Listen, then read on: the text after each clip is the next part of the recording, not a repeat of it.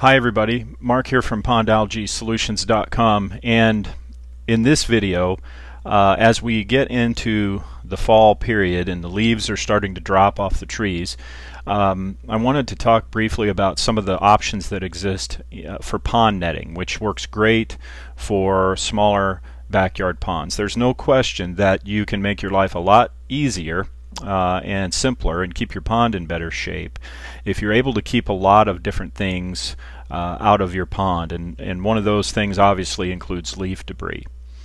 Pond netting is a terrific way to do this, and it also to a certain extent can help protect fish as well. You'll hear a lot of different stories about migrating birds coming through, predatory birds on fish, things like herons and the wading variety of birds that normally would feed on aquatic creatures. They can be problematic for ponds, and you'll hear a lot of stories about what works best for them. But really the most effective tool that's probably worked for most people is netting in some form. So it's also very good for that. But as you look on the market, you'll find many sizes, many types of netting, and many meshes available, many grades of netting. Some of these will come in kits that also have frames or supports. Other ones will have a braided edge, which I think is a good idea. It's just sturdier for securing to the ground with stakes around the pond. And if you take good care of these things, they'll usually last for a number of years and give you a lot of protective use at any time of year, but most particularly in the fall when you start to get a lot of leaf debris. Obviously, why do you want to keep leaves out of the pond? Well, fundamentally we know that anything organic in nature that falls into the water and starts to decay will start to change the chemistry of the pond and the water. The nitrates and nitrites will go up. The ammonia levels could rise potentially from this, as well as fish waste.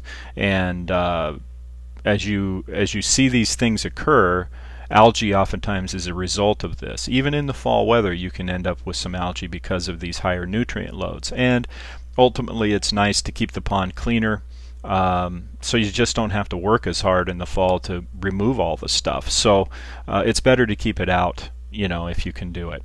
So as we talk about netting, I'm going to cover three options that exist and you'll find on the market today. The first one is just basic netting. This is usually in a mesh. Meshes will vary from 1/4 inch. Some are larger than that, but many of these you will find available by the foot. They're usually less expensive. You can only buy what you need, and they will usually come in up to 20-foot wide rolls. Some are 10-foot options, but you're going to deal with about a 20-foot width, and then any length that you would want is available. So there's some versatility when you buy it by the foot. The meshes are generally a little bit larger than what you might find in some of the other kits, but they're certainly effective for most leaf debris. It's great for small ponds. This netting is not as stout as some, but it's moderately effective at protecting fish. It certainly will deter some birds and herons, and as long as your leaf and organic debris isn't too small, it'll do a very good job. You simply stake around the perimeter and keep an eye on things and remove the leaves on a daily basis, and you should be fine with this. Now, moving along in the options, we also find what would be called pond protection or protector kits. These usually involve a little heavier netting, but the kit will also include some type of a frame or framework. This particular one comes in several sizes. It'll cover a pond up to about 9 by 12 feet. The frame will.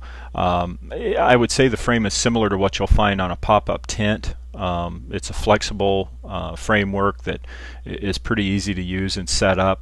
It's pretty good for heavier leaf loads, certainly more so than what just a simple netting would be, because you're going to get some sagging as the weight comes onto it. With this, you're able to support it. Also, there's an increased protective capability for things like birds, because again, it's not at the water level. You can see that it peaks in the middle, and it provides some protection there. Now, the most durable and heavy-duty system that we found is basically called the pond shelter, and this is a very good kit. It's a little more expensive than these other ones, but it has an extremely heavy-duty frame. This is sort of a telescopic system that uses an aluminum frame. Very stout, very sturdy. Actually, this particular model that I'm showing you is guaranteed not to collapse. Also, what I like about it is the netting that's included with this system is very tight on the mesh. I'm talking about the size of a pencil eraser, and it's very good high quality netting, so it's going to hold up and remain durable for a long time. It'll stop almost anything from getting into the pond.